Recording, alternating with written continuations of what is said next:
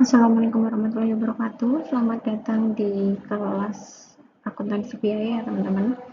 Di pertemuan kedua ini, kita akan mempelajari materi terkait perhitungan dan juga akumulasi biaya.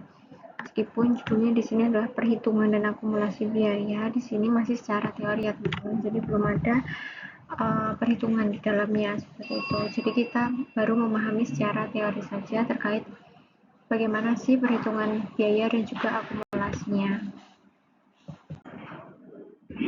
Oke, di sini kita akan mempelajari terkait perbedaan akuntansi perusahaan manufaktur dan juga perusahaan dagang.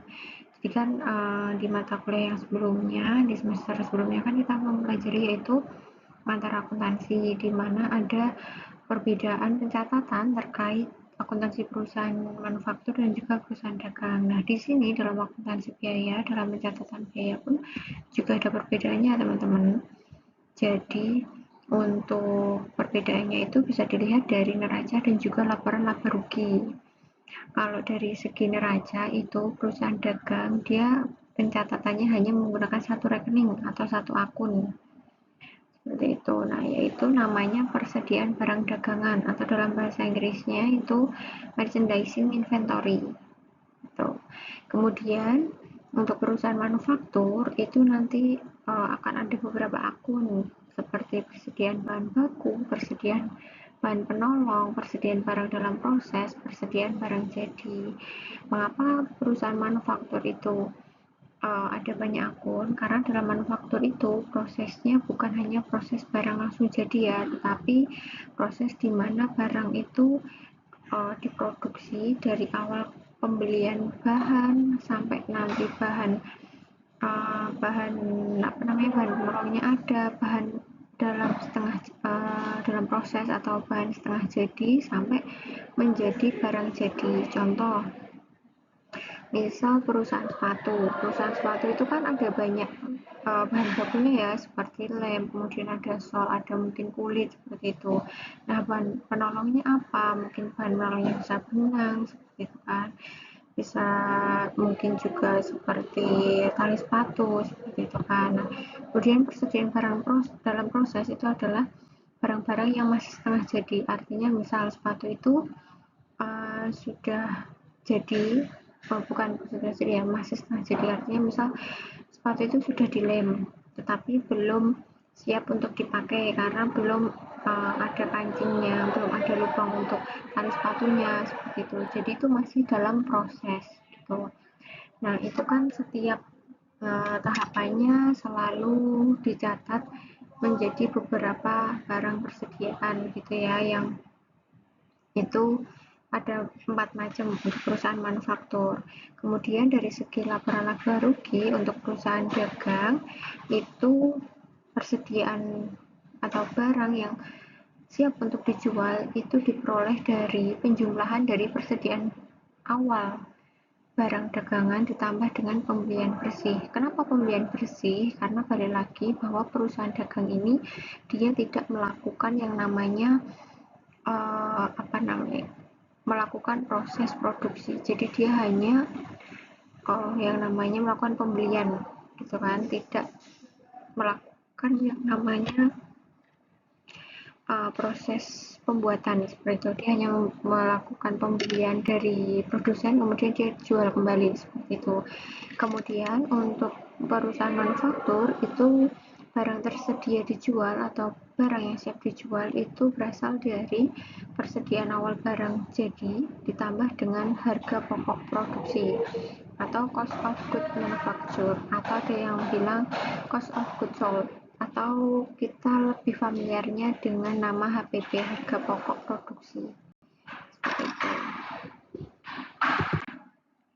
Nah, kemudian di sini ada contoh laporan harga pokok produksi ya teman-teman. Di sini ada direct material atau bahan baku langsung, kemudian direct labor atau biaya tenaga kerja, kemudian ada manufacturing overhead atau BOP, beban beban operasi pabrik seperti itu. Kemudian ada sampai pada akhirnya ada yang namanya cost of goods sold gitu kan. Nah, ini ada contoh laporan HPP-nya. Ya, ini hanya sekedar bentuk aja untuk laporan HPP-nya. Kemudian di sini ada harga pokok produksi atau cost of goods sold. Cost of good manufacture.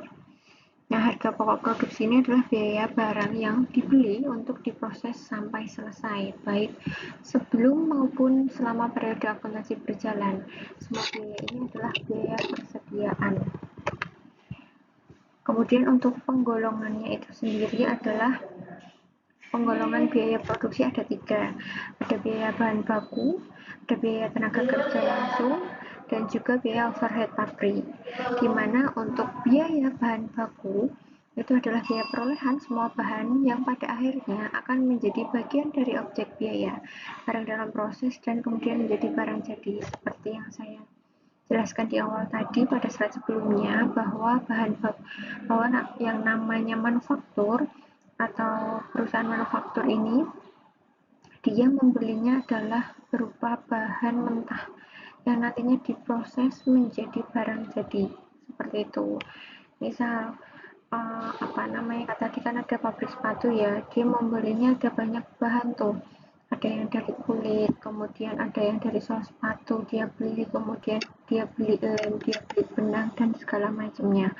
Nah, dari situ bahannya mereka beli semua, kemudian mereka proses untuk bisa menjadi sebuah barang yang bernilai jual lebih, yaitu sepatu, seperti itu. Jadi prosesnya itu dari bahan mentah menjadi barang yang siap untuk diperjualbelikan, seperti itu. Kemudian yang kedua adalah biaya tenaga kerja langsung atau upah langsung, merupakan biaya yang dibayarkan kepada tenaga kerja langsung.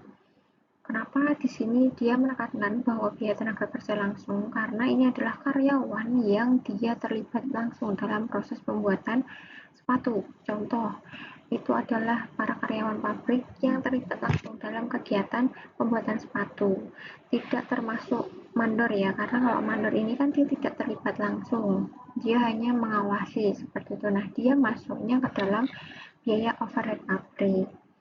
Nah, biaya overhead pabrik ini adalah biaya keseluruhan yang selain yang tidak termasuk ke dalam biaya bahan baku maupun biaya tenaga kerja langsung, yang dimana objeknya ini tidak dapat ditelusuri secara mendetail seperti biaya tenaga kerja langsung dan juga biaya bahan baku. Kemudian di sini ada sistem biaya. Sistem biaya ini ada 2, teman-teman. Jadi di dalam suatu proses produksi, biaya itu dibedakan menjadi 2. Ada yang menggunakan sistem biaya standar dan juga biaya sistem actual. Kalau biaya standar itu biasanya ya secara umum adalah overall bahan bakunya berapa, kemudian mau markup berapa, mereka sudah perhitungkan, mereka sudah direncanakan dari awal sehingga itu menjadi sistem biaya standar. Itulah kenapa makanya kalau misal suatu perusahaan atau industri, misal industri tekstil itu biasanya harganya tidak beda jauh, itu dikarenakan adanya biaya standar minimum yang menjadi kesepakatan mereka bersama untuk diperjualbelikan di pasaran, seperti itu. Kemudian untuk biaya actual itu adalah biaya aktual yang sebenarnya terjadi ketika mereka melakukan suatu kegiatan produksi, yang dimana biasanya dia akan dicatat dan variasi atau selisih antara biaya aktual dengan biaya standar dikumpulkan dan diperkirakan secara terpisah. Meskipun seperti itu, biaya aktual ini tidak dicatat, ini dicatat secara aktual. Jadi misal ada transaksinya hari ini di jam 2 siang gitu kan misalkan. Nah, maka akan dicatatannya di jam 2 siang, tapi untuk pelaporannya dilakukan di akhir periode. Nah, kemudian di sini kita akan mempelajari terkait akumulasi biaya. Akumulasi biaya atau cost accumulation adalah kumpulan data biaya yang diorganisir dalam beberapa cara dengan menggunakan sarana berupa sistem akuntansi. Jadi dalam sistem produksi itu teman-teman, untuk yang manufaktur tadi kan ada banyak ya, ada biaya bahan baku, kemudian biaya overhead pabrik dan juga biaya tenaga kerja langsung. Nah, dari situ kan BOP itu kan tidak tidak bisa dilacak secara mendetail ya, sehingga mereka harus diakumulasikan keseluruhan, kemudian di dibebankan ke beberapa departemen. Hal tersebut bertujuan untuk tentunya untuk mengakomodasi dan juga untuk melengkapi segala hal yang pada akhirnya nanti dalam pencatatan akuntansinya tidak merumitkan seperti itu. Jadi awal itu seluruh biaya dikumpulkan, kemudian dibebankan ke beberapa departemen. Pembebanan biaya atau cost assignment itu meliputi menelusuri akumulasi biaya yang mempunyai hubungan langsung dengan objek biaya dan mengalokasikan akumulasi biaya yang mempunyai hubungan tidak langsung dengan objek biaya. Kalau pada sistem yang perusahaan dagang itu kan tadi dia beli ya, sistemnya beli kemudian dijual kembali seperti itu. Nah, di dalam pencatatan perusahaan dagang itu kan ada yang sistemnya LIFO dan FIFO, di mana itu nantinya kalau pencatatan itu kan misal kita beli di bulan April, bahannya ketika kita barangnya kita barang jadinya kita beli di bulan April, kita menjualkannya untuk bulan Mei. Ketika kita beli itu misal di harga 4.000, kita jual di harga 5.000. Kemudian di bulan Mei kita jual di bulan Juni, di bulan Mei mungkin harganya menjadi 4.500. Sedangkan kita itu kenapa kok harus mengakumulasikan biaya, kemudian membebankan biaya hal tersebut untuk menekankan biaya agar harga barang yang kita jualkan itu dari waktu ke waktu bisa konsisten, tidak berubah-ubah seperti itu. Itulah mengapa kita perlu melakukan akumulasi biaya dan juga pembebanan biaya untuk seluruh perusahaan, baik perusahaan dagang maupun perusahaan manufaktur. Untuk pertemuan kedua ini, kali ini cukup. Akan ada tugas yang teman-teman wajib kerjakan, silahkan kerjakan dan kumpulkan sesuai dengan waktu yang telah ditentukan. Terima kasih atas perhatian teman-teman. Sekian, wassalamualaikum warahmatullahi wabarakatuh.